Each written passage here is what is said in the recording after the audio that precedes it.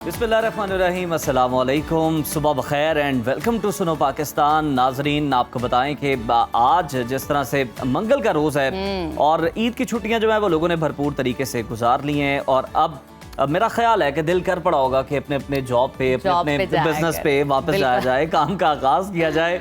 मैं हूँ ज़हर मलिक, मेरे साथ है नजफ राजा, जिनसे हम जानेंगे कि नजफ, ईद कैसी गुजरी आप? मेरी क्या मसरूफियात रही आप? जबरदस्त गुजरी है, घर पर भी और ऑफिस पर भी। आपको पता है कि हम यहाँ पे खसूसी ईद ट्रांसमिशन कर रहे थे। हमारी ईद जो है इनकम्प्लीट रहती है जब तक हम ऑफिस का चक्कर ना लगा लें, यहाँ पे काम ना कर लें और आपके साथ कुछ गपशप ना हो जाए, आपके साथ कुछ सेलिब्रेशंस ना हो जाए। हमारी ईद रहती है नामुकम्मल, तो इस दफा भी मुकम्मल रही। घर पे भी मसरूफियत, यहाँ पे भी मसरूफियत। ट्रांसमिशन को बड़ा नाजरीन ने पसंद किया, बड़ा अच्छा फीडबैक है। एग्जैक्टली ऐसा ही है और हम आपके कमेंट्स भी पढ़ रहे थे और बड़ा अच्छा लगा कि आपको हमारी मेहनत और कोशिश हमेशा अच्छी लगती है और मजीद आपके फीडबैक्स भी हम पढ़ते रहते हैं, क्या क्या रिकमेंडेशन है। हमारी मेहनत तो अच्छी लगती है लेकिन मौसम कुछ खास अच्छा नहीं लग रहा। हाँ, ईद के दिनों में भी, ईद के अय्याम में भी ऐसे है और अब भी इसी तरह है और फील्स लाइक तो 47 जा रहा है। ऐसा ही है, जबकि 45 की बात नहीं करूंगा। उज़ैर, ईद की कुछ रोज हमने देखा था मौसम बड़ा अच्छा हो गया था, तो बहुत सारे लोगों ने उम्मीदें बना ली थी कि यार ईद वाले दिन भी बड़ा अच्छा होगा, लेकिन ईद के दिन इतनी शाम की बात कर रही है मेरा ख्याल है, क्योंकि दिन में तो सूरज ने बिल्कुल रहम नहीं किया, लेकिन हवा वगैरह थी ना। लेकिन ईद के दिनों में तो हवा भी नहीं थी। तो आजकल जो सबसे इम्पोर्टेंट चीज जो चल रही है वेदर के बाद बजट है। बताइए मौसमी हवाएं किस तरह की चल रही हैं। तो जनाब आपको बताएं कि बजट और मुल्की मईशत के हवाले से अगर हम बात करें तो मुस्लिम लीग नून की मखलूत हुकूमत आज अपना दूसरा बजट पेश करने जा रही है और विफाकी काबीना का इजलास भी तलब कर लिया गया है। कौमी असम्बली और सेनेट के इजलास भी बुला लिए गए हैं। वजीर खजाना मोहम्मद औरंगजेब बजट पेश करेंगे। जराये के मुताबिक अगले साल के विफाकी बजट का हजम 17,600 अरब रुपए मुकर्रर किया गया है। सरकारी मुलाजमीन की तनख्वाहों में 10% इजाफा, जबकि पेंशन में 5 से 7.5% इजाफे की तजवीज़ है। गुज़श्ता रोज़ नवा माली साल का इक़्तिसादी जायज़ा रिपोर्ट जारी की गई है और विफाकी वज़ीर ख़जाना मोहम्मद औरंगजेब साहब ने इक़्तिसादी सर्वे के अहम निकात पेश करते हुए ये दावा किया कि मईशत को दुरुस्त समत में डाल दिया है, इस्तेहकाम की जानिब पेशरफ्त हो रही है, महंगाई पर काबू पा लिया गया और करंट अकाउंट खसारा अब सरप्लस में तब्दील हो चुका है। अफरात ज़र में नुमाया कमी आई है, ज़र मुबादला के ज़खायर में इजाफा हुआ, जबकि तालीम, सेहत, IT और कंस्ट्रक्शन जैसे शोबे अपने अहदाफ हासिल करने में कामयाब रहे। इस हवाले से आपको मजीद बताते हैं। ताहम इक़्तिसादी सर्वे में ये भी बताया गया है कि मईशत की मजमूई शरह नमू अपने मुकर्रा हदफ से पीछे रह गई है। 3.6% के हदफ के मुकाबले में ये सिर्फ 2.68% रही। ज़राअत, सनत और खदमात के शोबे में भी अपनी तयशुदा टारगेट्स पूरे करने में नाकाम रहे हैं। हैरान कुन बात यह कि हुकूमत महंगाई को 28% से कम करके आपको बताएं कि 4.5% तक लाने का दावा तो कर रही है। वहीं हालिया दिनों में आलमी बैंक की एक रिपोर्ट ने तशवीशनाक तस्वीर पेश की है। रिपोर्ट के मुताबिक पाकिस्तान में गुर्बत में खतरनाक हद तक इजाफा हुआ है। मुल्क की 44% आबादी, तकरीबन 10 करोड़ अफराद खते गुर्बत से नीचे जिंदगी गुजारने पर मजबूर हैं। उधर इदारा शुमारियात ने एक साल में महंगी होने वाली खाने पीने की चीज़ों के आदाद शुमार जारी किए हैं। रिपोर्ट के मुताबिक चिकन, अंडे, घी, बड़ा गोश्त, छोटा गोश्त, दूध, दही और चीनी की कीमतों में नुमाया इजाफा देखा गया है। इसी तमाम तर सूरत हाल पर बात करने के लिए हमें ज्वाइन किया माहिर मौशियात नदीमुल हक साहब और चेयरमैन एप्टमा कामरान अरशद साहब। आप दोनों मेहमानों को खुश आमदीद कहते हैं, सुबह बखैर। सबसे पहले नदीम साहब, आपसे जानना चाहूँगा कि हुकूमत आज अपना दूसरा बजट पेश करने जा रही है। इससे पहले वज़ीर ख़ज़ाना ने इक़्तिसादी सर्वे पेश कर दिया है। इक़्तिसादी जायज़ा रिपोर्ट के अदाद-ओ-शुमार को अगर देखा जाए तो हुकूमत की मौशी कारकर्दगी आपके नज़दीक कितनी मुतासर कुन रही है? देखिए जी, हुकूमत मौशी कारकर्दगी, पहली चीज तो हुकूमत करती कुछ नहीं है। मौशी कारकर्दगी में सिर्फ खराबी पैदा करती है और कुछ नहीं। नंबर 2 ये चीज़ है कि जी इकोनॉमिक सर्वे जो है उसमें माशाल्लाह ठीक है, चीज़ें ठीक है, पर ग्रोथ रेट 2.6 है, जो भी बहुत लोग कंटेस्ट कर रहे हैं कि ये भी ठीक नहीं है, ये बहुत ज़्यादा बद दिखाई गई है। तो जो हुकूमत का जो असल हुकूमत जो है, माशी जो असल सक्सेस होता है वो ग्रोथ होती है और इन्वेस्टमेंट बढ़ी नहीं, ग्रोथ वहीं की वहीं है। बाकी इन्फ्लेशन नीचे आ गई, करंट अकाउंट मेरा ख्याल है डेफिसिट में होना चाहिए, सरप्लस में नहीं होना चाहिए। और बाकी ये है कि बाकी चीज़ें ना इधर है ना उधर है। ग्रोथ रेट आपकी पॉपुलेशन के बराबर है, ये पॉपुलेशन से कम दुगनी होनी चाहिए। तो असल बात तो ये है जो करनी चाहिए। बिल्कुल ठीक है।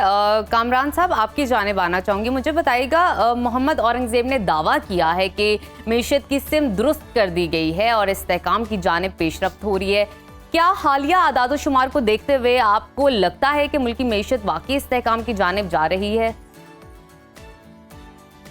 जी, बिस्मिल्लाहिर्रहमानिर्रहीम। मेरा ख्याल है कि फ़िलहाल ये क़ब्ल इस वक्त कहना कि क्या हमारी मैशियत इस्तेहकाम की तरफ जा रही है कि नहीं, बिकॉज़ कल जो इकोनॉमिक सर्वे आया उसमें सिवाय स्मॉल एसएमई के ग्रोथ के या एनिमल स्लॉटर के फिगर्स के बाकी सारे अहदाफ मिस हुए हैं।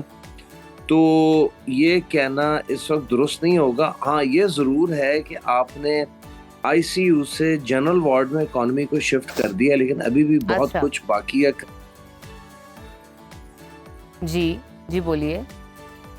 जी, अभी भी बहुत कुछ है बाकी करने को। अगर आप देखें तो जो सबसे वरीसम चीज़ है वो ये है कि लार्ज स्केल मैन्युफैक्चरिंग श्रिंक हुई है, यानी सनतकारी का अमल रिड्यूस हुआ है। जो आपके ओवरऑल नंबर्स हैं वो मिस हुए हैं, टारगेट्स मिस हुए हैं।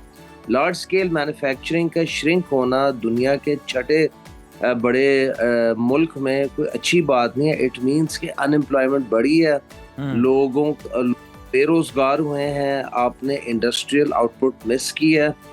उसके बावजूद ये जीडीपी ग्रो करवा रहे हैं, या जिस तरह उन्होंने जीडीपी ग्रोथ 2-2.5% की अचीव की है, वो इनहैंस्ड टैक्स कलेक्शन पे की है। जाहिर है जब आप टैक्स ज्यादा लगाएंगे और ज्यादा इकट्ठा करेंगे तो डेफिनेटली आपका जो एक जीडीपी है वो तो बढ़ेगी, लेकिन जो वरीसम बात है आपकी क्रॉप्स कम हुई हैं, सारी एग्रीकल्चरल ग्रोथ माइनस में और लार्ज स्केल मैन्युफैक्चरिंग माइनस में। तो ये बड़े वरीसम इंडिकेटर हैं जो गवर्नमेंट के मफरूजे को खुद बिल्कुल ये बड़े परेशान को निशारी हैं। कामरान साहब हमारे साथ ही रहेगा। नदीम साहब, आपसे ये जानना चाहेंगे कि हुकूमत ये दावा कर रही है कि महंगाई 28% से कम होकर 4.6% तक आ गई है, मगर वर्ल्ड बैंक ये कहता है कि पाकिस्तान में 44% अफराद गुर्बत की लकीर से नीचे चले गए हैं। अगर महंगाई कम हुई है हुकूमती दावे के मुताबिक, तो फिर 10 करोड़ अवाम गरीब कैसे होगा? देखिए, इसमें दो बातें। एक तो महंगाई तो जरूर कम हुई है, कोई नहीं कहता कम नहीं हुई, इन्फ्लेशन नीचे आई है।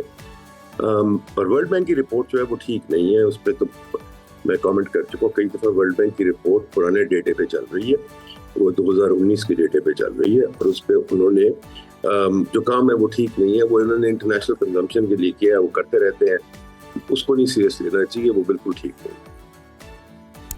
बिल्कुल ठीक है। कामरान साहब, आपकी जानिब आना चाहूँगी। बताइएगा, साल 2024 और 25 में माशी शरह नमू 3.6% हदफ के मुकाबले में 2.68% रही। ज़राअत और सनतों और खदमात 3 शोबों में कोई भी टारगेट पूरा नहीं हो सका, ये हमने देखा। इसकी क्या वजह लगती है आपको? और आइंदा 5 साल के लिए जीडीपी का हदफ 4.2% तजवीज़ किया जा रहा है, क्या ये टारगेट हासिल हो पाएगा? क्या लगता है आपको? जी, मेरा ख्याल है ये टारगेट अगले साल भी बड़ा मुश्किल होगा अचीव करना। सन 2024-25 में आपने देखा कि बिजली का रेट पहले क्या था, 45 से 50 रुपए था। सनती बिजली का रेट काइबर जो था 22% था, अब काइबर 11 पे आया है। अब सनती बिजली का रेट 30 से 31 रुपए पे आया है। तो हम उम्मीद रखते हैं कि अगर इसमें मज़ीद आती है, चूंकि इन्फ्लेशन सिंगल डिजिट में आ गई है, लिहाजा इंटरेस्ट रेट को भी सिंगल डिजिट में आना चाहिए। आप पड़ोसी मुमालिक बांग्लादेश, इंडिया, वहाँ इंटरेस्ट रेट सिंगल डिजिट में आ चुका है। चाइना, वियतनाम में भी सिंगल डिजिट में है। तो कोई जवाब नहीं कि अगर आप इन्फ्लेशन नीचे आई है तो इंटरेस्ट रेट क्यों ना नीचे आए। लिहाजा इंटरेस्ट रेट को भी नीचे आना है, और सनती बिजली का नर्ख भी जो है 9 सेंट या 25 रुपए जो रीजनली कम्पिटिटिव एनर्जी टैरिफ कहलाता है उस तक आए, तो मेरा ख्याल है तब हम अगले ग्रोथ टारगेट्स अचीव कर सकते हैं, वरना बहुत मुश्किल है। ठीक है, वरना वाकई मुश्किलात है। नदीम साहब, इससे पहले जिस तरह बात कर रहे थे कि वर्ल्ड बैंक की रिपोर्ट को बहुत ज़्यादा सीरियस नहीं लिया जाना चाहिए, 2019 के उन्होंने हम देखा जाए तो उसको बेस बना के, उसके डेटा को बेस बना के उन्होंने ये रिपोर्ट जारी की है। सर, अगर हम देखें तो अगर वर्ल्ड बैंक की रिपोर्ट इस तरह से मुस्तरद नहीं है, तो क्या जो हुकूमती दावा है कि महंगाई कम हुई है, जिस तरह आप भी कह रहे हैं, लेकिन क्या वाकई इतनी कम हुई है कि 4.6% पर आ गई है? और दूसरा ये भी कमेंट कर दीजिएगा कि हुकूमत की जानिब से जो बड़े बड़े टारगेट सेट किए जा रहे हैं, आने वाले बजट में किन शोबों में आपको लगता है कि टैक्स छूट खत्म हो सकती है और किन नए शोबों पर टैक्स लग सकता है? देखिए जी, पहले दो बातें। एक तो हुकूमत जो टारगेट्स बनाती है वो कैसे बनाती है हमें बता तो देगा। ये जो हुकूमत के बयानात होते हैं आप लोग ले लेते हैं सीरियसली, या वर्ल्ड बैंक का बयान सीरियसली लेते हैं, उसके पीछे हम जैसे इकोनॉमिस्ट बैठे देख रहे होते हैं, हमें कोई इस पर नहीं आता कि वो टारगेट कैसे बनाते हैं। टारगेट बनाने के तरीके होते हैं, टारगेट बनाने के मेथोडोलॉजीज होती है, टारगेट बनाने के मॉडल्स होते हैं, वो कोई नहीं है हुकूमत के पास। वर्ल्ड बैंक ने भी जो काम किया अच्छा नहीं किया कि ऐसे ही उठा के पॉवर्टी 44% पे कर दी है एक गलत डेटे पे। चले वो हो गया। अब जो आप बात कह रहे हैं कि जी ये अहदाफ इन्होंने फिक्स कर दिए और कैसे होंगे, देखिए जी बात बड़ी सिंपल है। ये इकोनॉमी को चलाने के लिए जो मुश्किलात हैं उनको किसी ने नहीं ठीक किया, ना करना चाहते हैं। नंबर एक तो ये अपना काम खुद नहीं करते। आज फाइनेंस मिनिस्टर साहब बजट तो पेश करेंगे जी, पर हमें ये भी साथ बता दें बजट किसका है, उनका है या स्टेफन डर्कन का है या IMF का है, किसका? ये सारे फॉरेन कंसल्टेंट आके बजट बनाते हैं, सारे फॉरेन कंसल्टेंट आके पॉलिसी बनाते हैं। ये क्या करेंगे? ये अहदाफ फिक्स करते हैं। कैसे फिक्स करते हैं? और अहदाफ को अचीव करने की जो सिंपल बात है जो बार बार बताइए, टैक्स को ठीक करना है तो टैक्स को सिंप्लीफाई करें। अगर सिंप्लीफाई नहीं कर सकते तो टैक्स का आपका कभी ठीक नहीं होगा। और अगर आपने tax upon tax upon tax लगाना है तो कभी ठीक नहीं होगा। टैक्स की भी एक फिलॉसफी है, एक थियरी है, एक सोच है कि आप सिंपल टैक्स लगाते हैं, इतना टैक्स लगाते हैं मेरी कमर ना टूटे। अगर मेरी कमर टूट जाएगी, मैं अपनी अवाम की बात हो रहा हूँ, अपनी नहीं, कि अगर अवाम की कमर टूट जाए तो अवाम टैक्स नहीं दे सकती, फिर वो टैक्स छुपाएगी, भागेगी। तो हुकूमत ने जो टैक्स का निजाम बनाया बेवकूफ़ी वाला निजाम है, हर किसी को तंग करने वाला निजाम है। अपने आप कुछ काम नहीं करते FPR वाले, दूसरों को कहते हैं कलेक्ट करो, और फिर tax upon tax upon tax. आप देखिए मोबाइल फोन पे 3 टैक्सेस हैं, बिजली पे 3 टैक्सेस हैं। जो एक अच्छी बात शायद इस बजट में मुझे आज पता चलेगा, वो कहते हैं टैरिफ्स रिड्यूस करेंगे। बहुत अच्छी बात है, टैरिफ्स रिड्यूस करें, पर अगर टैरिफ रिड्यूस किया फिर एक्सचेंज रेट को नहीं छोड़ा तो फिर एक और मुसीबत पड़ेगी। प्रॉब्लम यह है कि हुकूमत को इकोनॉमिक्स की समझ नहीं आती, ये अपनी उल्टी सीधी बातें करते हैं और अहदाफ और ये वो, और आप लोग सीरियसली ले लेते हैं। हुकूमत में कोई इकोनॉमिस्ट नहीं है, हुकूमत में कोई इकोनॉमिक्स की सोच नहीं रखता। बस वो एक कार्रवाई पूरी हो जाएगी आज ठीक, और आप लोग शोर मचा देंगे, ये अहदाफ हो गया, वो हो गया। ये सब फिक्शन है। बिल्कुल नदीम साहब, आपने ये बात बिल्कुल दुरुस्त की है कि टैक्स उतना होना चाहिए जितने पे आवाम की कमर ना टूटे। अच्छा कामरान साहब, आपकी जानिब आना चाहूँगी, बजट में एनर्जी के हवाले से बात कर लेते हैं। अब बजट में एनर्जी के हवाले से अगर हम बात करें तो उसमें देखा जा रहा है कि रिलीफ मिलने का इम्कान नज़र आ रहा है। हम देखते हैं कि बिजली की कीमतें दिन ब दिन बढ़ती जा रही है और पेट्रोल भी बढ़ रहा है, जिसकी वजह से गैस की कीमतों में भी इजाफा हो रहा है। इस बार पेट्रोलियम पर कार्बन लेवी लगाने की तजवीज़ आई है। बजट में एनर्जी के ज़राए कितने महंगे हो सकते हैं, क्या देख रहे हैं आप? जी, मैं नहीं देखा कि बजट में ये कोई बिजली के हवाले से खातिर खा कर सकेंगे। डॉक्टर नजीमुल हक साहब ने जो सारी बातें की बिल्कुल ठीक है। आई थिंक ये एक बड़ा न्यूट्रल सा बजट होगा एंड इसमें शायद कोई थोड़ा सा सुनने में आ रहा है कि सैलरीड क्लास को 2-2.5% उनके टैक्स में कमी की जाएगी। पहले ही आपने उनका टैक्सेशन रेट पिछले बजट में मोर देन डबल करके अगर आप 2-2.5% कम करेंगे इसमें तो चलें, खुशाइन बात है। बिजली का मैं ये तवक्को रखता हूँ कि कम से कम बिजली को ये 25 रुपए या 9 सेंट मकामी रीजनली कंपेटिटिव टैरिफ पे लाएं। इंटरेस्ट रेट को ये सिंगल डिजिट में लाएं आने वाली 1 या 2 मॉनेटरी पॉलिसी कमेटी मीटिंग्स पे।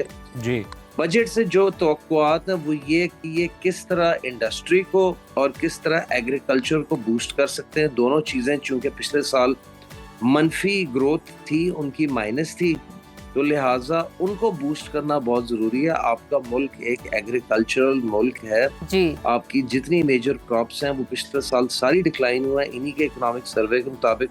चाहे आप कॉटन ले लें, चाहे आप गंदम ले लें, चाहे आप चावल ले लें, चाहे आप गन्ना ले लें, चाहे आप मेज़ ले लें। लिहाजा बहुत ज़्यादा लॉसेस हुए हैं एट द फार्म लेवल।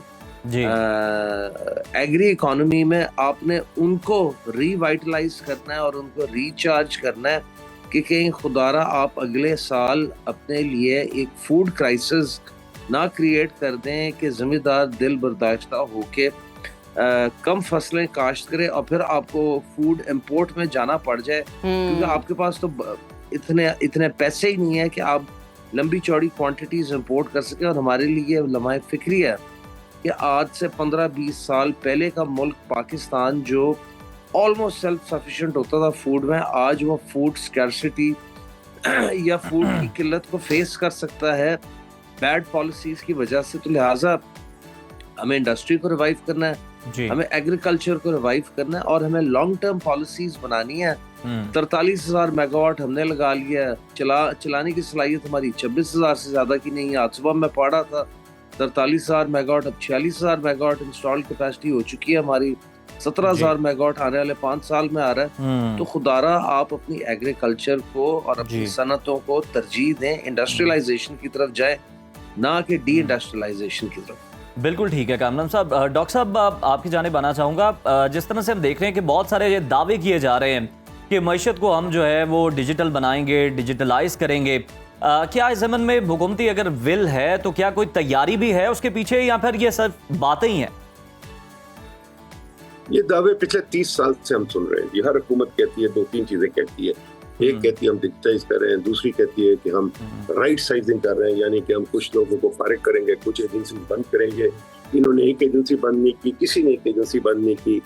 हर तरफ हुकूमत अपना खर्चे बढ़ा रही है, 50 नई एजेंसी बना दी हैं, हर जगह एडवर्टाइजमेंट निकल रहे हैं कि और बंदे हायर करेंगे। मुझे समझ नहीं आती कि हुकूमत खर्चा रोकना चाहती, बढ़ाना चाहती है। रोज टीवी पे जो एड्स आते हैं हम देखते हैं, अभी आपके शो के बाद 10 मिनट 15 मिनट तो हुकूमत का ऐड चलेगा, उसके पैसे कौन दे रहा है? टैक्स पेयर ही दे रहे हैं ना।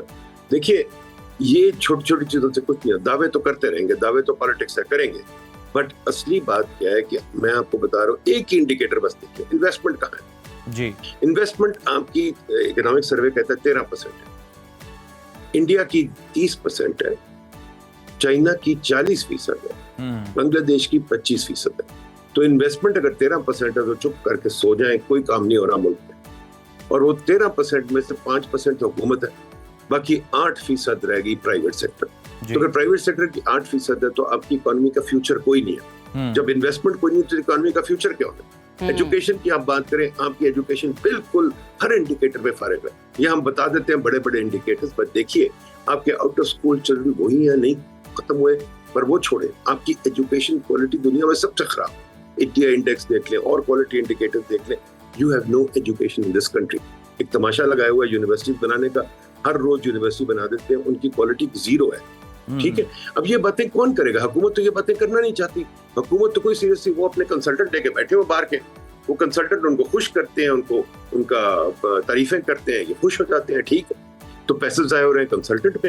हुकूमत अपना काम कोई नहीं करना चाहती, ना किसी को करना देना चाहती है। बाकी ठीक है, जो क्लेम करने कर ले, जो दावे करने कर ले, कोई बड़ी बात नहीं। आप लोग टीवी वाले, आपको तो कैरी करने ही है दावे, क्या कर सकते हैं?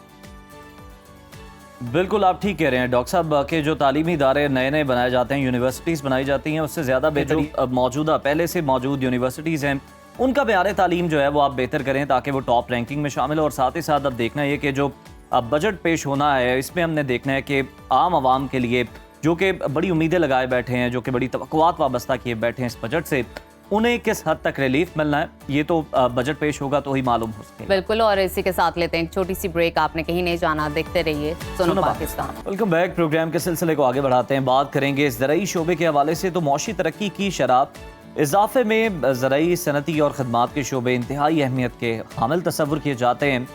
ज़राअत को मुल्की मईशत की रीढ़ की हड्डी की हैसियत कहा जाता है और इस शोबे का मुल्की GDP में हिस्सा तकरीबन 24% है और ये मुल्क में 37% के करीब रोजगार फराहम करने वाला शोबा है। इक्तिसादी सर्वे के मुताबिक मौजूदा माली साल के लिए ज़राई शोबे की ग्रोथ 2% का हदफ मुकर्रर किया गया था।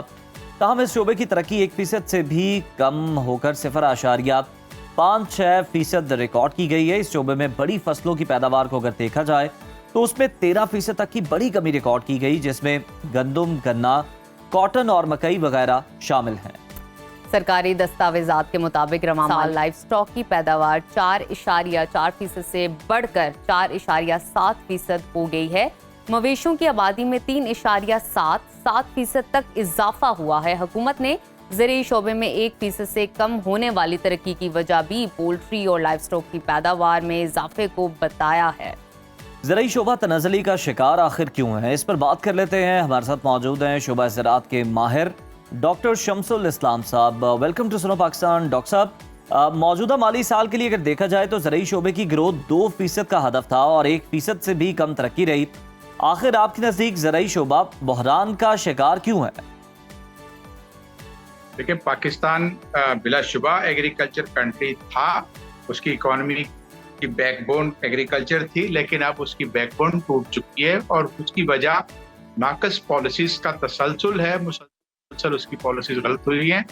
पाकिस्तान में मैं आपको मिसाल देता हूँ कि ज़राई अदारे सूबाई और वफाकी हुकूमत के तहत कोई 200 से 250 के करीब हैं और उन्होंने मुरब्बों की ज़मीन ली हुई है। इस्लामाबाद में आप देखें तो पार्क नार्क के पास कितने एकड़ जमीन होगी, इसी तरह से आप चकवाल में देखें और दीगर इलाकों में देखें, आपको हर जगह इनकी बड़ी बड़ी कॉलोनियां नजर आएंगी, लेकिन इनपुट देखें उनका जो आउटपुट है वो कुछ नजर नहीं आती। कोई सीड डेवलप नहीं किया नया। जो आपके पास पुराने सीड थे, बासमती चावल जो एक मेजर क्रॉप है, उसमें भी इस साल डिक्लाइन आया, उसके अंदर भी कोई नया सीड नहीं डेवलप किया।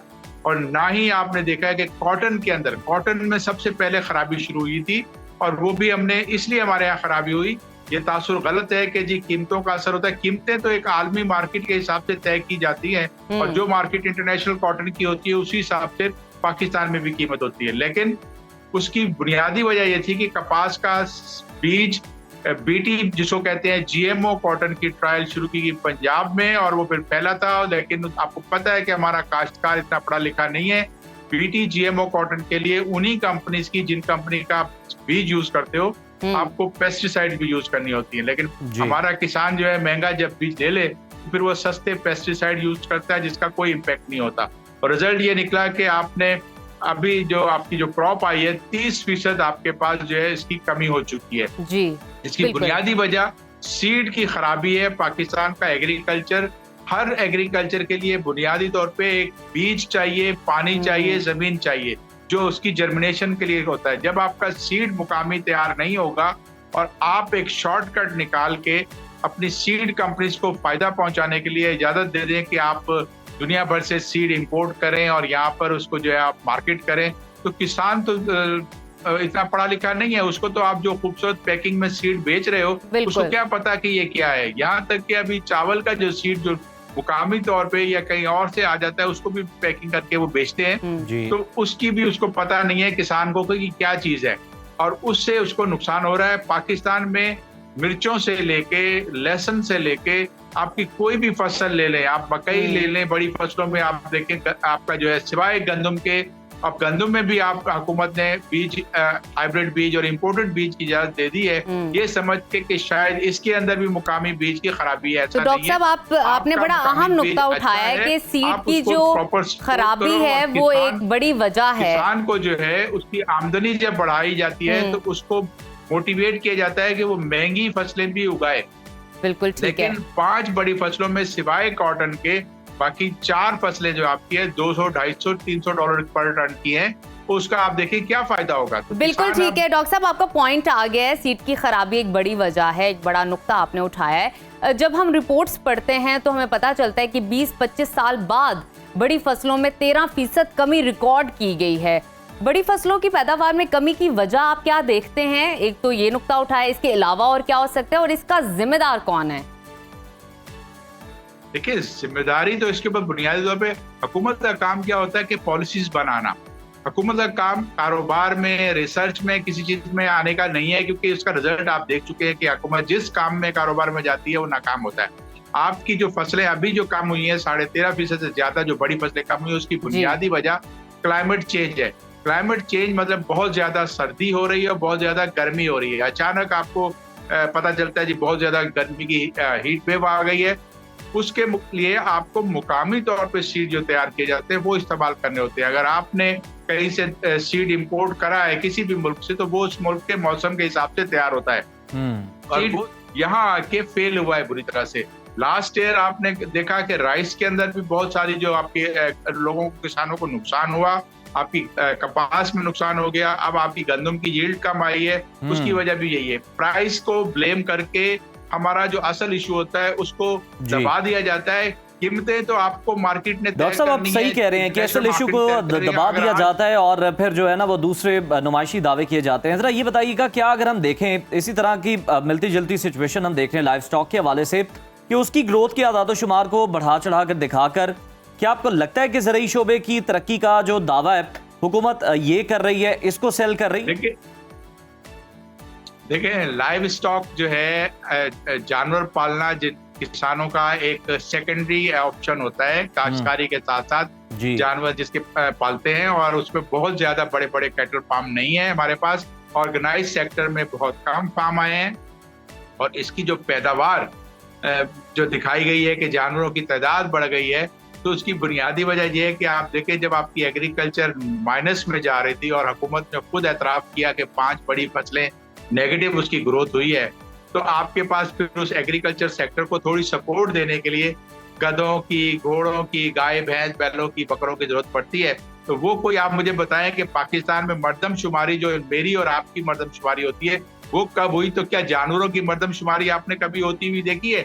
एक जमाना था कि जब हम देखते थे कि जानवरों की भी मर्दमशुमारी होती थी, उस पे भी टैग लगते थे, वो टैग भी लगना खत्म हो गए, उसकी शुमारी काउंटिंग भी खत्म हो गई। तो ये एस्टिमेट दे के कि गधों की पैदावार बढ़ गई 1,09,000 की और 60 लाख के करीब पहुंच गए हैं, तो ये एक टेक्निकली जो है ना इन्होंने एक असेसमेंट करके इसको अपनी जरूरत को पूरा कर दिया है। लेकिन असल अगर पैदावार जानवरों की बढ़ाई जाती है, बिल्कुल ठीक है, जानवरों की पैदावार तो वो बढ़ती रहती है, लेकिन उसका दावा करके हुकूमत ये भी बता रही है कि जनाब बहुत ज़्यादा बेहतरी आई है। बहुत शुक्रिया डॉक्टर शम्सुल इस्लाम साहब, आप हमारे साथ मौजूद थे और ज़रूरी शोबे के हवाले से जो मसाइल थे उनकी निशानदेही कर रहे थे। यकीनन हुकूमत को बहुत ज़्यादा रिफॉर्म्स करने की ज़रूरत है इस शोबे के अंदर भी। इसी के साथ प्रोग्राम में एक शामिल करते हैं ब्रेक के बाद दोबारा आपसे मुलाकात होगी। स्टे विद अस, देखते रहिए सुनो Pakistan. Welcome back to Suno Pakistan. नाजरीन, जैसे कि आप जानते हैं गर्मियों की छुट्टियां हैं और बच्चे कहीं ना कहीं तंग भी करते हैं पेरेंट्स को, और समझ नहीं आ रहा होता पेरेंट्स को कि क्या करना चाहिए बच्चों की एनर्जी के साथ। तो बच्चों को किस तरह की एक्टिविटीज़ करवानी चाहिए गर्मियों की छुट्टियों में कि बच्चे भी ज़रा एक्टिव रहें, ज़रा मसरूफ भी रहें, सीख भी कुछ लें और पेरेंट्स की भी कहीं ना कहीं जान छूट जाए, वो उसके लिए हम चलते हैं और बिल्कुल एक उसका हल निकाला है। रुबीना यूसुफ जो है वो बताने जा रही है हमें हल, तो देखते हैं कि रुबीना ने क्या इसका जो है सलूशन निकाला। आइए मिलके देखते हैं।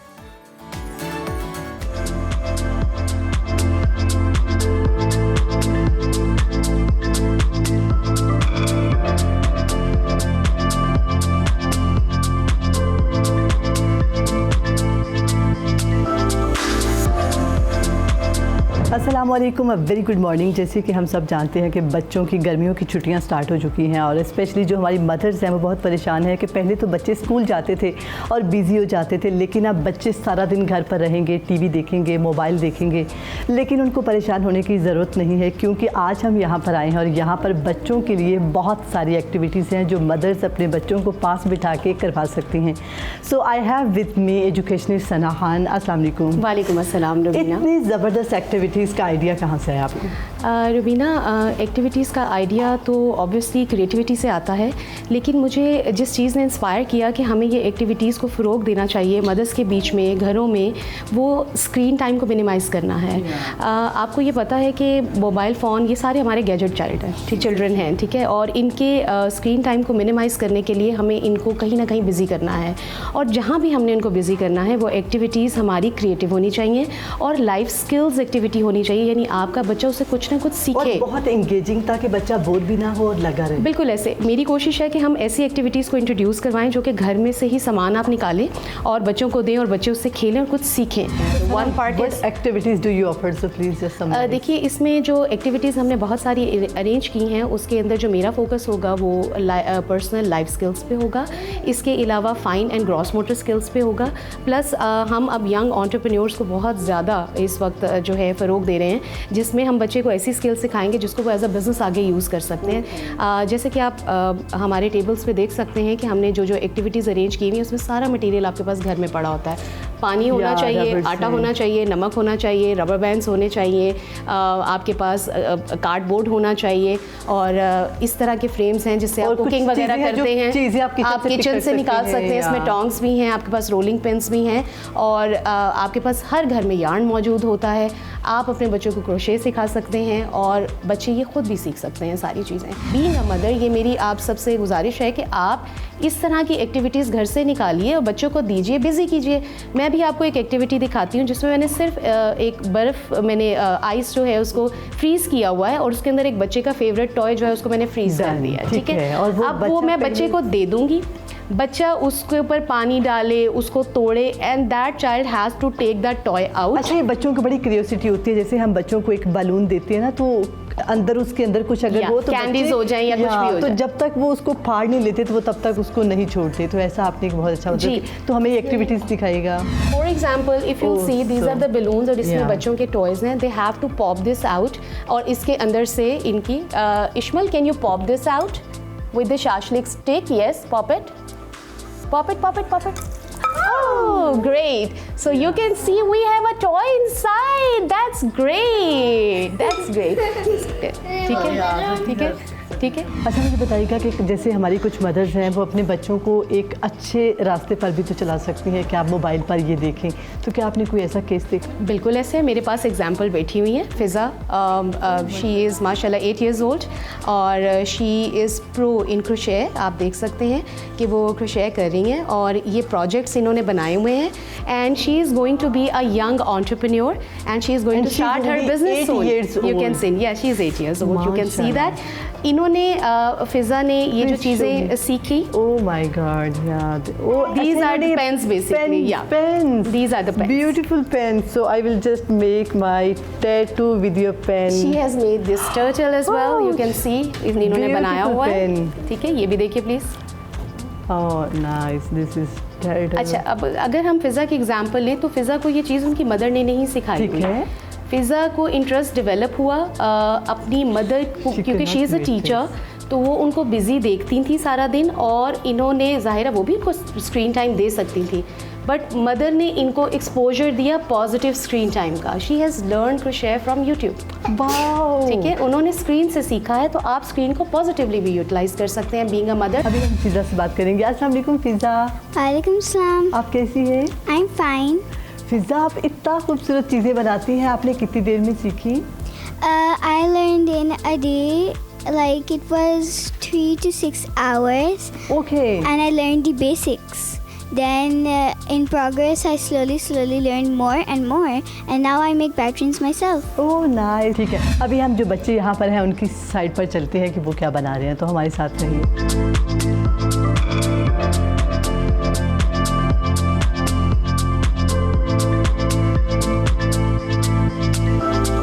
Muhammad Ali, what are you doing? I'm painting the board.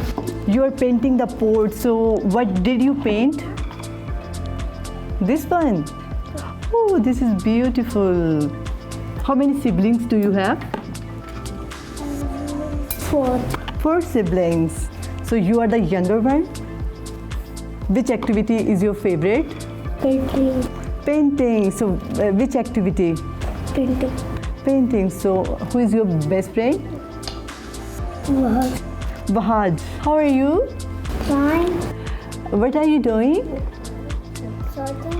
So these are the activities जो कि बच्चे अपने घरों पर कर सकते हैं। और यहाँ पर जिस तरह हम बात कर रहे थे और बच्चे अपनी अपनी एक्टिविटीज़ में मसरूफ़ थे, तो मुझे लगता है कि ये एक बहुत फ़न एक्टिविटीज़ हैं जो मदर्स अपने घर पर बच्चों को इंट्रोड्यूस करवा सकती हैं। और जैसे कि हमारे साथ मौजूद है एक बहुत ही यंग एंटरप्रेन्योर जिन्होंने मोबाइल का बहुत अच्छा इस्तेमाल किया और कितनी अच्छी चीज़ें बनाना सीखी हैं। और ये कहती हैं कि इन्होंने अपनी मामा की बात मानी है। Now she is just planning to open her store इतनी यंग एज में। सो मुझे लगता है कि जो मदर्स घर पर बैठी हैं आज कुछ ना कुछ तो आपने सीखा होगा कि आपने अपने बच्चों को क्या करवाना है। So thank you so much. उम्मीद है कि आपको ये सेगमेंट बहुत पसंद आया होगा। ऐसे ही सेगमेंट्स देखने के लिए देखते रहिए सुनो Pakistan. Welcome back to Suno Pakistan once again. नाज़रीन, अगर हम मौसम की बात करें तो मौसम शदीद गर्म है, ख़ास तौर पर मैदानी इलाकों में। और 12 जून तक अगर देखा जाए तो महकमा मौसमियात भी ये बता रहा है कि गर्मी में नरमी का कोई इम्कान नहीं है। मजीद मुल्क भर में मौसम कैसा रहेगा आने वाले 24 घंटों के दौरान, ये बताएंगी हमें नजफ राजा। तो आइए चलते हैं।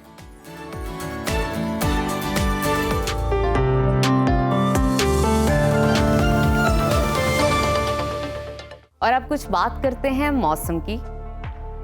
मुल्क के बेशतर इलाकों में सूरज एक बार फिर आग बरसाने लगा है। महकमा मौसमियात के मुताबिक अगले 2 दिन के दौरान वस्ती और बालाई पंजाब, इस्लामाबाद, केपी, कश्मीर और गिलगित बल्तिस्तान में दिन का दर्जा हरारत मामूल से 5 से 7 डिग्री सेंटीग्रेड रहने का इम्कान है, जबकि बालाई और वस्ती सिंध, जनूबी पंजाब, बलूचिस्तान में 4 से 6 डिग्री सेंटीग्रेड ज्यादा रहने का इम्कान जाहिर किया जा रहा है। मुल्क के दीगर इलाकों में आज मौसम कैसा रहेगा, आइए तफसील से जानते हैं। लेकिन सबसे पहले रुख करते हैं गिलगित बल्तिस्तान की तरफ, जहां दिन के वक्त मौसम गर्म रहने की पेशगोई की गई है। गिलगित में आज ज्यादा से ज्यादा दर्जा हरारत 26 और कम से कम 15 डिग्री रहने का इम्कान है।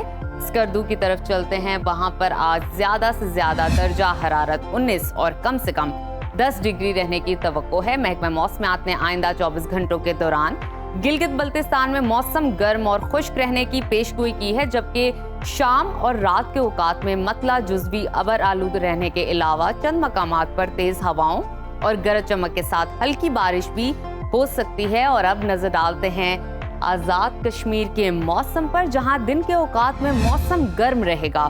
मुजफ्फराबाद की बात करें तो वहां पर आज ज्यादा से ज्यादा दर्जा हरारत 39 और कम से कम 23 डिग्री रहने का इम्कान है। श्रीनगर की तरफ चलते हैं, वहां पर आज ज्यादा से ज्यादा पारा 33 और कम से कम 15 डिग्री रहने की तवक्को है।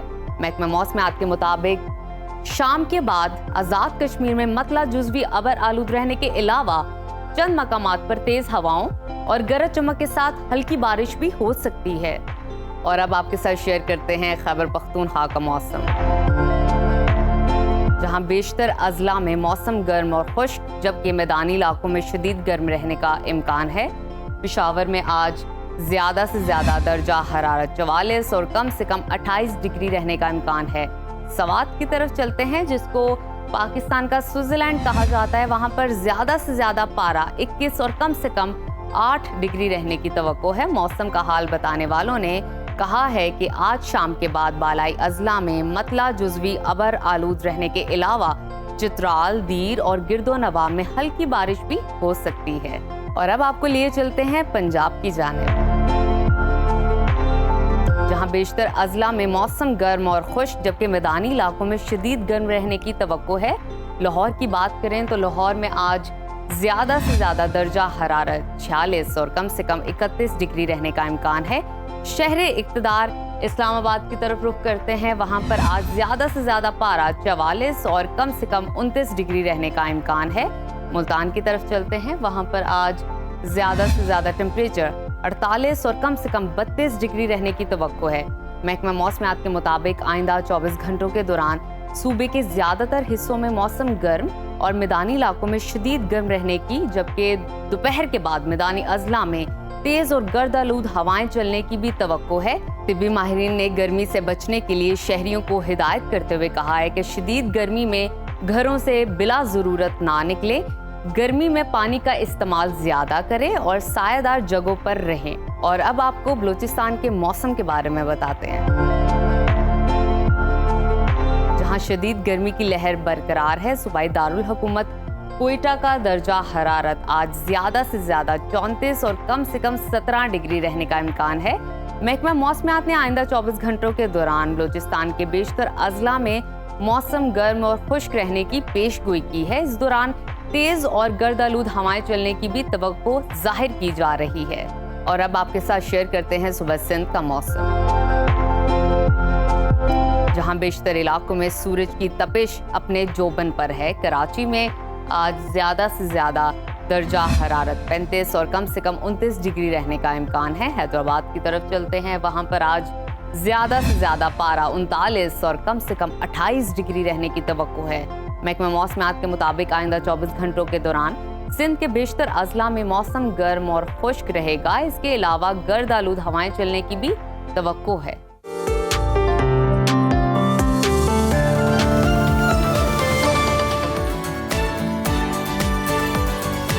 नाज़रीन, इस वक्त पाकिस्तान शदीद गर्मी की लपेट में है। हीट वेव के खतरनाक साए खास तौर पर पंजाब, सिंध और बलोचिस्तान पर मंडला रहे हैं।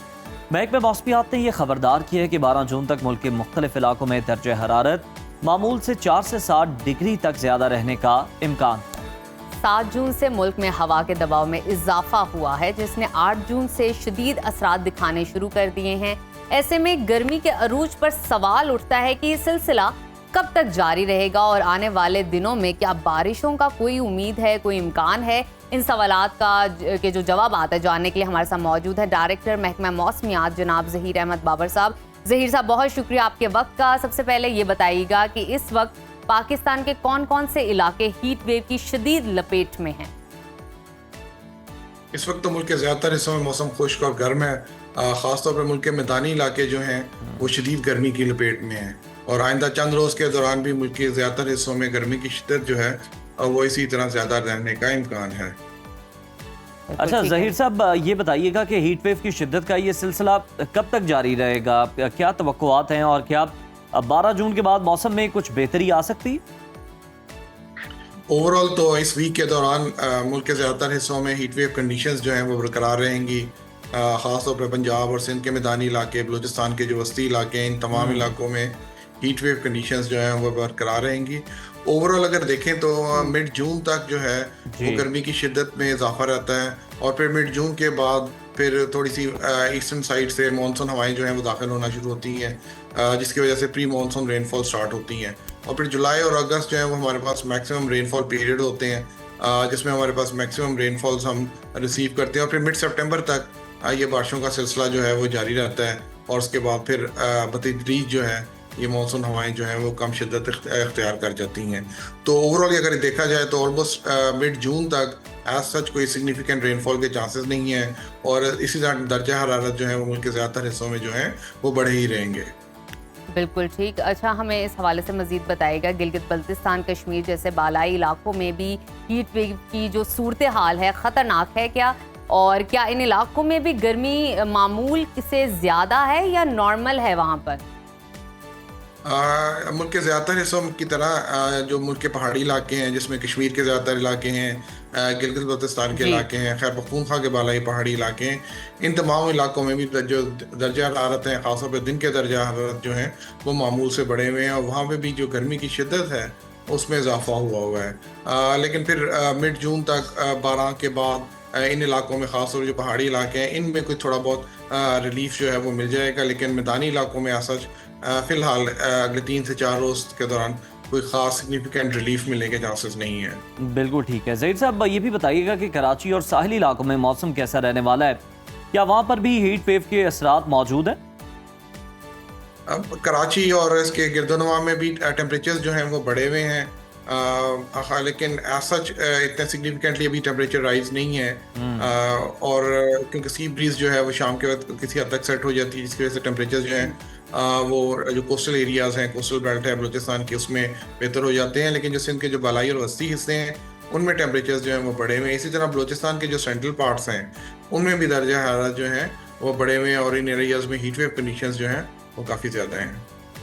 अच्छा, हमें इस हवाले से भी आगाह कीजिए कि जनूबी पंजाब और अंदरून सिंध में दर्जा हरारत गैर मामूली तौर पर बढ़ गया है और क्या ये जो बढ़ा है ये मौसमियाती तब्दीली का नतीजा है या इसके अलावा कोई और रिजल्ट भी है, कोई और भी कॉन्सिक्वेंसेस हैं? देखिए, वैसे तो मई और जून जो है वो हमारे पास मिड जून तक टेम्परेचर्स जो है वो बढ़े हुए होते हैं और हीट वेव कंडीशंस जो हैं वो डेवलप हो जाती हैं, टेम्परेचर्स जो हैं वो नॉर्मली हाई रहते हैं।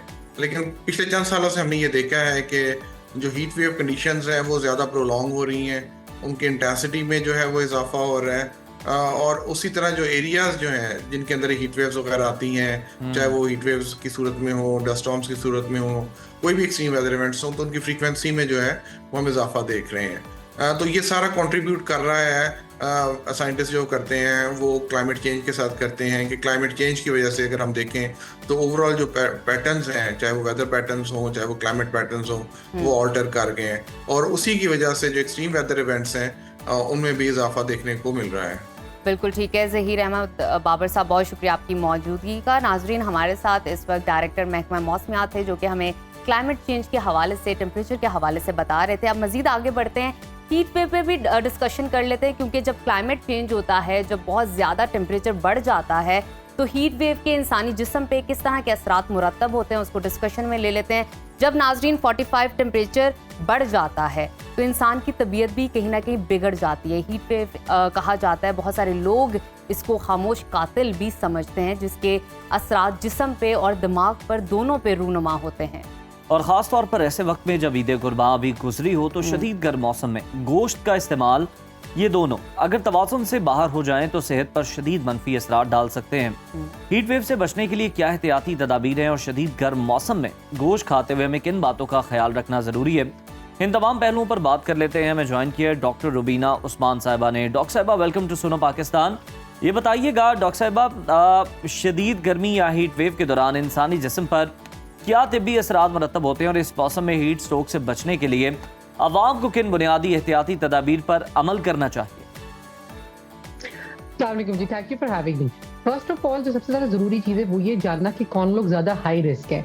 इतनी सीवियर हीट वेव में तो हम सारे के सारे ही हाई रिस्क हैं, बिकॉज द रीजन इज कि अब इतनी ज्यादा हीट जो उरूज पे होती है बिटवीन 11 AM एंड 3 PM, उसमें कोई भी बाहर निकलेगा तो उसके बीमार होने का खदशा है।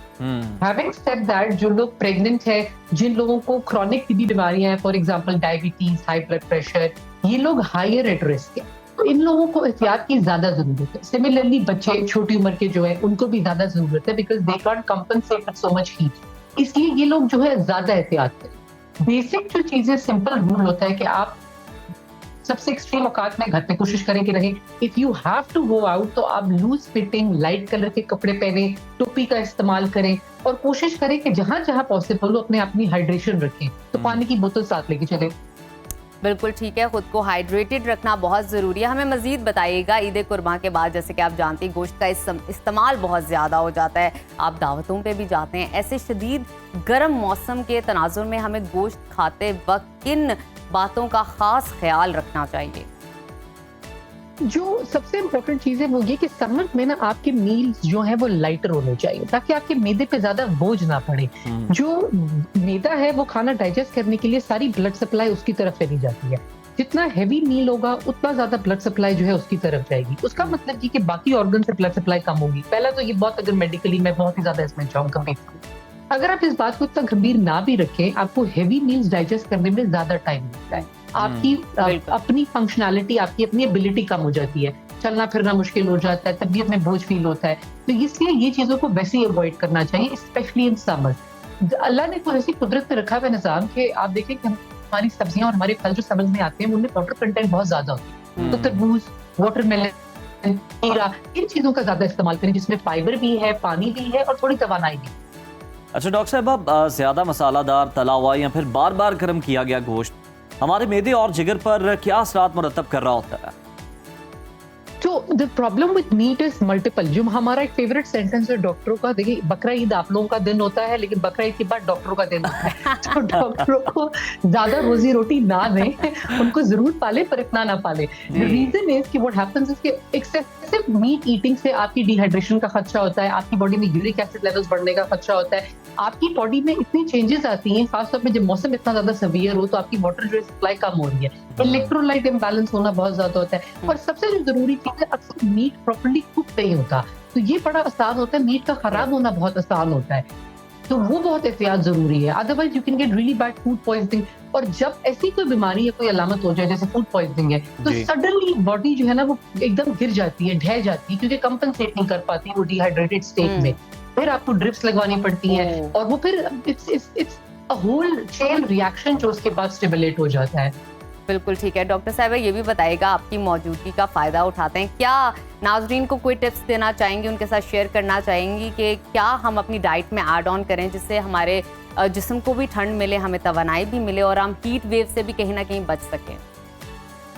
देखिए, फाइबर इज वेरी इंपॉर्टेंट। लोग अक्सर भूल जाते हैं हेल्दी ईटिंग के चक्कर में, क्योंकि आजकल इतनी इन्फॉर्मेशन की बम्बार्डमेंट हो रही है कि हम बेसिक बातें भूल जाते हैं। जी। जो फाइबर इज एक एडल्ट की 25 to 35 milligram of fibre is required, grams of fibre is required. That means कि आपको अपने ग़िज़ा का बहुत इंपॉर्टेंट हिस्सा जो है वो आपने फाइबर बनाना है, which is in your vegetables.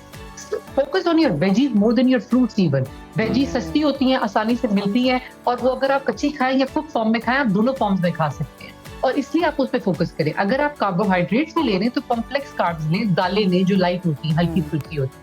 Proteins भी उसमें आपका है, आपका स्टार्च भी उसमें मौजूद है। सैलेड्स पे फोकस करें, ये चीजें खाएं। तो इन चीजों में वाटर कंटेंट भी ज्यादा होता है, तो अगर आपने 4 लीटर पानी पीना है तो अब 4 लीटर तो चक डाउन करना बड़ा मुश्किल होता है, but if you are having fruits and vegetables आपको 1-1.5 लीटर उससे भी मिल जाता है।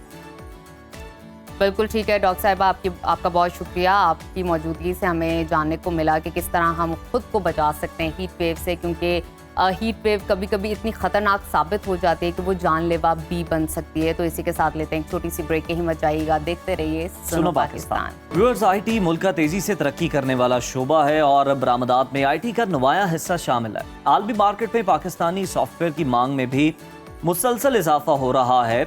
इक्तिसादी सर्वे रिपोर्ट के मुताबिक इंफॉर्मेशन टेक्नोलॉजी के शोबे ने रवा माली साल में नुमाया कारकर्दगी का मुजाहरा किया। आईटी बरामदात में 23.7% इजाफा हुआ, जिसके बाद बरामदात 2 अरब 82 करोड़ 50 लाख डॉलर तक पहुंच गई हैं। मार्च 2025 में आईटी बरामदात 342 मिलियन डॉलर रिकॉर्ड की गई, जो पिछले माह के मुकाबले में 12.1% ज्यादा है।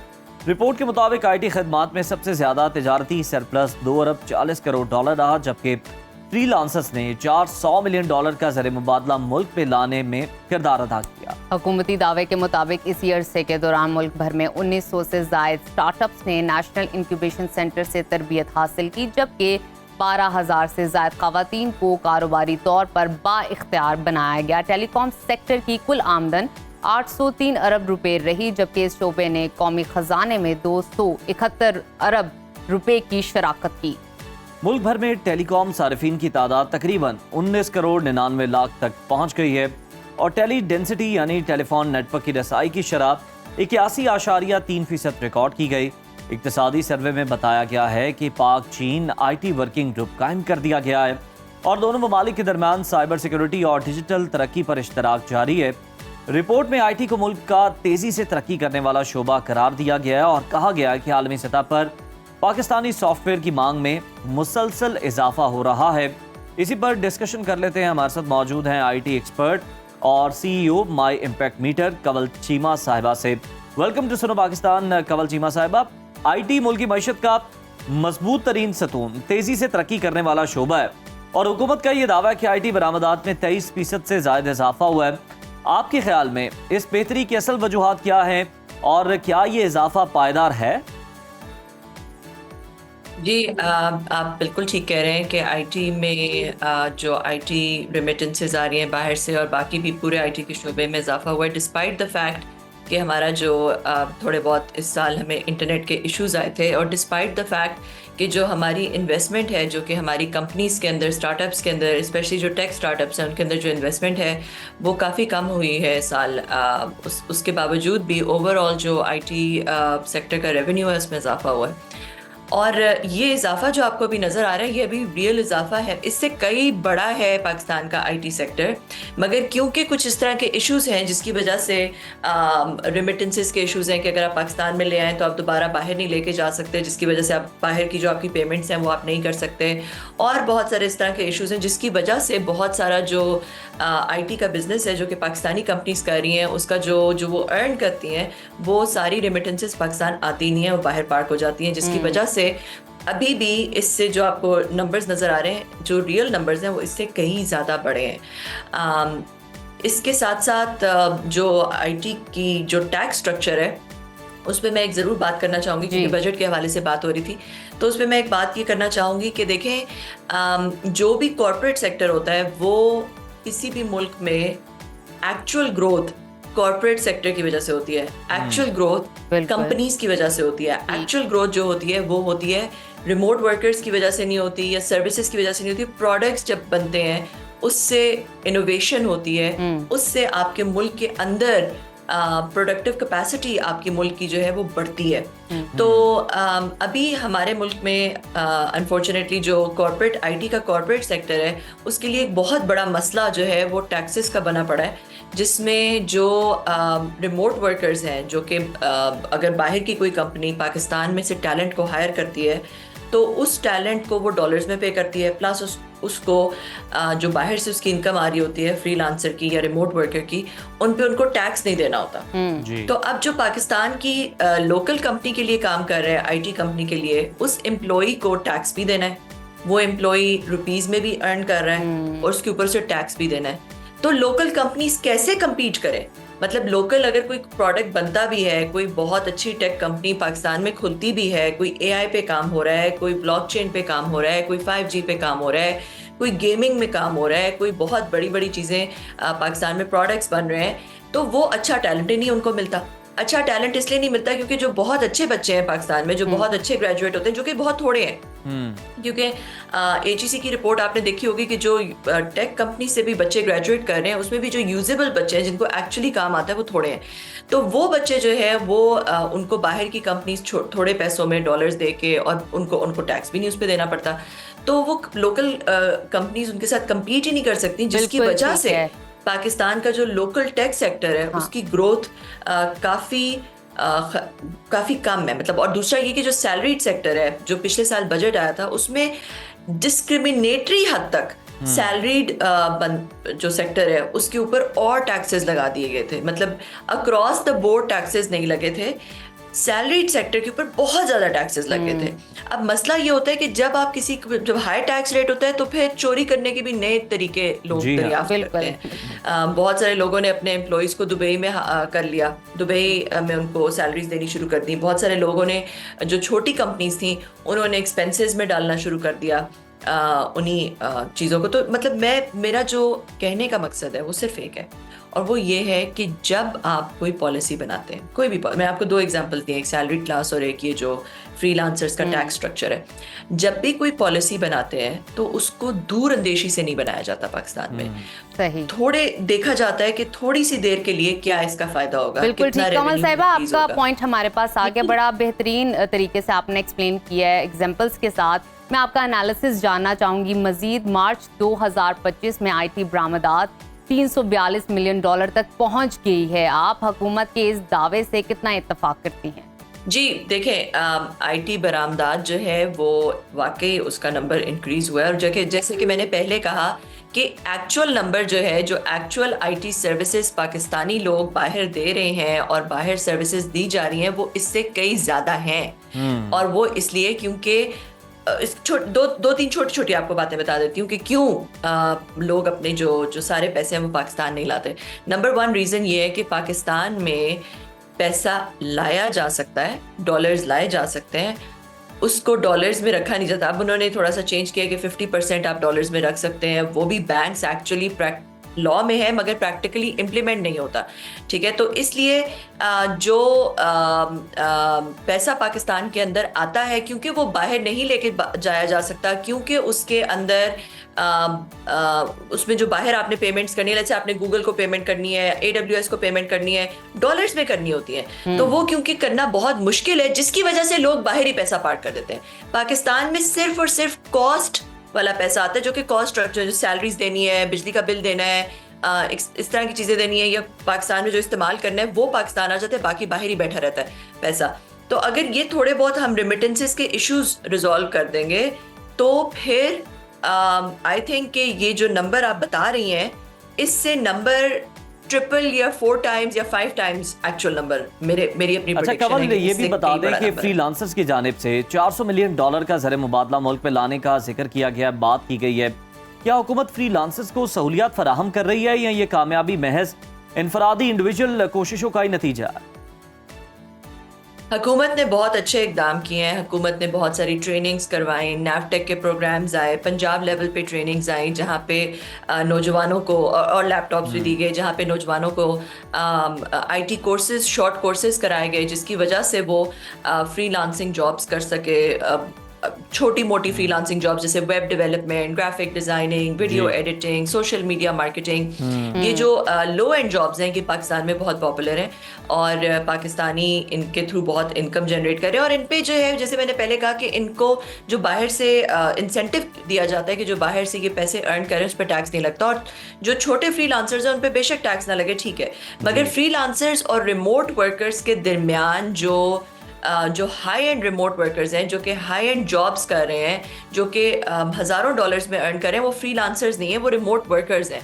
और उनको उसी फ्रीलांसर्स की तरह ट्रीट करना और उन पे टैक्स ना लेना, पाकिस्तान का जो लोकल टेक सेक्टर है, जो लोकल कंपनीज है पाकिस्तान की, उनको बहुत अनकम्पिटिटिव बना रहा है। वहाँ पे अच्छा टैलेंट अट्रैक्ट नहीं वो कर सकते। देखिए फ्रीलांसर्स जो हैं, अच्छा टैलेंट इस तरह से अट्रैक्ट भी नहीं हो सकता। बहुत शुक्रिया, कंवल चीमा साहिबा हमारे साथ मौजूद थी और बड़े बेहतरीन अंदाज में बता रही थी कि आईटी की मुल्क की मईशत में इस वक्त कितना बड़ा रोल है और क्या सूरत हाल है। इसी के साथ प्रोग्राम में लेते हैं एक ब्रेक, देखते रहिए सुनो पाकिस्तान। और नाज़रीन, अब आगे बढ़ते हैं। गर्मियों का मौसम हो और फलों की बात ना हो, ऐसा तो मुमकिन ही नहीं है। हमने बात की आम की, तरबूज की, खरबूजे की और इसकी अफादियत भी जानी, लेकिन एक और फल है जो अपनी मिठास और जायके और फवाइद की वजह से हर दिल अजीज है। जी हाँ, हम बात कर रहे हैं लीची। ओहो, मीठा लीची ना सिर्फ एक जायकेदार फल है, बल्कि इसके अंदर छुपी कुदरती ताकतें हमारी सेहत के लिए हैरत अंगेज फायदे रखती हैं। जर्नल ऑफ फिक्शनल फूड्स की एक रिसेंट रिसर्च के मुताबिक लीची में मौजूद एक खास एंटीऑक्सीडेंट ओलिजिनोल जिस्म में खून की गर्दिश को बेहतर बनाने, जिल्द को यूवी शुआओं से महफूज रखने और थकन कम करने में मददगार साबित होता है। ताहम लीची खाने के दौरान कुछ एहतियातें भी ज़रूरी हैं। ख़ास तौर पे खाली पेट नहीं खानी चाहिए। कहा जाता है शुगर के मरीजों को नहीं खानी चाहिए क्योंकि बेइंतहा मीठी होती है। इसी हवाले से क्या फैक्ट है और क्या सिर्फ मिथ है, इसके हवाले से डिस्कशन करने के लिए इस वक्त हमारे साथ मौजूद है माहिर ग़िज़ाइयत doctor Amna Ali. Welcome to Suno Pakistan. कैसी हैं? थैंक यू नाजिफ, मैं बिल्कुल ठीक हूँ, आप कैसी हैं? अच्छा, आप ईद पे आपने बड़े मशवरे हमें दिए थे कि किस तरह हम गोश्त को हजम कर सकें। अब फलों की बात करें, लीची जो है डायबिटिक पेशेंट के लिए कितनी अच्छी है, और कुछ लोग ना फ्रूट्स खाली पेट खाते हैं, उन्हें बड़ा अच्छा लगता है, तो ये खा सकते हैं लीची खाली पेट? जी, जैसे आपने अभी इंट्रो में बोला कि ये बहुत मीठी होती है, तो खा सकते हैं। इसके अंदर बहुत सारे न्यूट्रिएंट्स फ़ायदे भी हैं, लेकिन वही बात है कि आपको हर चीज़ एतदाल और मुनासिब उसमें खानी चाहिए। डायबिटिक्स की बात कर लेते हैं। इसमें क्योंकि शुगर की मिकदार ज़्यादा होती है और आपको खाली पेट ये नहीं खानी चाहिए, खाली पेट नहीं खानी चाहिए। उसकी रीज़न ये है कि इसमें इतनी ज़्यादा शुगर होती है, और जब वो एकदम से आपकी बॉडी में इतनी ज़्यादा शुगर जाएगी तो इंसुलिन बहुत ज़्यादा प्रोड्यूस होगी, एबनॉर्मली प्रोड्यूस होगी, और फिर थोड़ी देर बाद वो आपकी शुगर को ड्रॉप कर देगी, शुगर लो हो जाएगी, और उससे फिर आपको क्रेविंग्स भी होंगी, भूख भी लगेगी। बहुत सारे लोग नाश्ते के तौर पे फल खा लेते हैं जल्दी के, इजी भी है, और अगर जल्दबाजी में तो ये भी रिकमेंडेड नहीं है क्योंकि खाली पेट आपको इतना मीठा नहीं लेना चाहिए। अच्छा, लीची खाने का बेहतरीन अगर हम समझ लें, मतलब जब इसके फवाइद ज़्यादा हासिल कर सकते हैं, एक तो आपने बता दिया कि आपने खाली पेट नहीं लेना खाने के बाद। अब वैसे अगर देखा जाए सुबह के वक्त, शाम के वक्त कब इसे खाना चाहिए, और बच्चों और बुजुर्गों को किस तरह से ये इस्तेमाल करवानी चाहिए? बिल्कुल, जो सही इसका टाइम है वो है मील के बाद। आप जो भी लंच के बाद ले लें, डिनर के बाद ले लें, नाश्ते के बाद इवन आप ले लें। दो हमारे स्नैक के टाइम होने चाहिए। कुछ फलों के बारे में कहा जाता है ना कि ये रात को नहीं आपको खाने चाहिए, रात को नहीं खाने चाहिए। आप 7 बजे से पहले ले लें, वो बस यही है कि डाइजेशन आपकी बेहतर हो जाएगी, आपकी एक्टिविटी चलना फिरना ज़्यादा होता है। तो बेहतरीन जो टाइम है ना, हमारे 2 स्नैक के टाइम होते हैं। एक मिड मॉर्निंग यानी आपके नाश्ते के बाद 2 घंटे बाद आप कह लें, और एक इवनिंग स्नैक जो हमारा होता है, जिस तरह शाम की चाय लोग पीते हैं, तो अगर आप 15-20 मिनट पहले शाम की चाय से या 15-20 मिनट बाद आप इसको एज अ स्नैक ले सकते हैं। और जहाँ तक आपने कहा कि बुजुर्ग और बच्चे किस तरह से लें, तो बहुत सारी इसमें ऑप्शंस है। दही में आप इसको डाल के ले सकते हैं, बड़ा अच्छा सा टेस्ट उसका बन जाता है। सैलड्स में जो है वो आप डाल के इसको लें।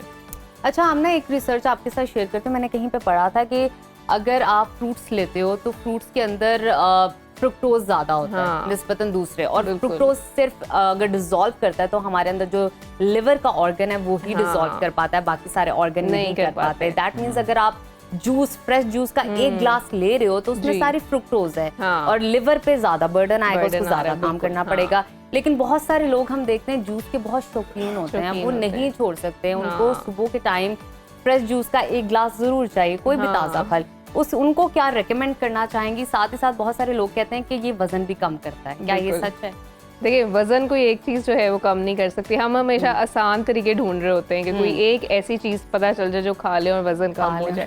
तो जैसे अभी ईद गुजरी है, उस पर भी लोगों ने गोश्त खाया, दावतें खाई और बाद में ग्रीन टी पी ली कि वजन कम हो जाए। तो लीची जो है उसका भी ये कि इसमें फाइबर कंटेंट अच्छा होता है, वेट लॉस के लिए अच्छी ये ऑप्शन है। मीठे की क्रेविंग हो रही हो आपको खाने के बाद तो आप लीची ले लें, फाइबर की वजह से वेट लॉस में हेल्प करेगी।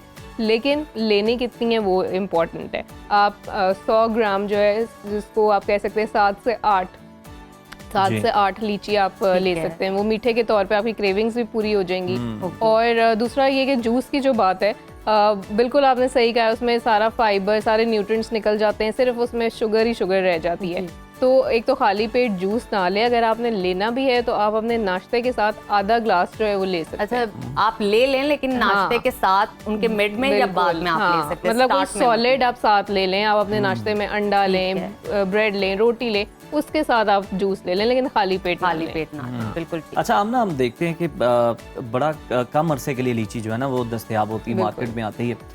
तो कुछ लोग जो हैं वो ये भी कह रहे होते हैं कि जनाब हम अगर लीची नहीं खा सके तो फ्लेवर्ड ड्रिंक्स जो है ना, ये लीची फ्लेवर्ड, और बहुत सारी इस तरह की ड्रिंक्स हैं जो कि बहुत फेमस भी हैं, लोग बड़ी पसंद करते हैं। वो कहते हैं जनाब हम वो पी लेते हैं, हमें जो है उससे फायदे मिल जाते हैं। इधर खालिस जूस के फायदे नहीं मिल रहे। फ्लेवर ड्रिंक के क्या फायदे हो सकते हैं लीची के? हाँ, नहीं, ये आपने बड़ा अच्छा पॉइंट रेस किया, क्योंकि गर्मियाँ भी हैं, इतनी गर्मी है और उसमें ज़्यादा खाया पिया नहीं जाता। लोग अक्सर शिकायत कर रहे होते हैं कि हमें ड्रिंक्स चाहिए होते हैं। तो जो फ्लेवर्ड ड्रिंक्स हैं, अगर मैं हमेशा थोड़ा सा एजुकेट यहाँ पे करने की कोशिश करती हूँ कि पीछे एक ना न्यूट्रिशन लेबल दिया होता है। हर जो भी आप पैकेज्ड आइटम लेते हैं, खाने वाली चीज़ लेते हैं, उसके पीछे ग़िज़ाई अज्जा उसके सारे मेंशन होते हैं कि उसमें कितनी शुगर है, कितना कार्ब है, कितनी प्रोटीन है, कितना है, सब कुछ।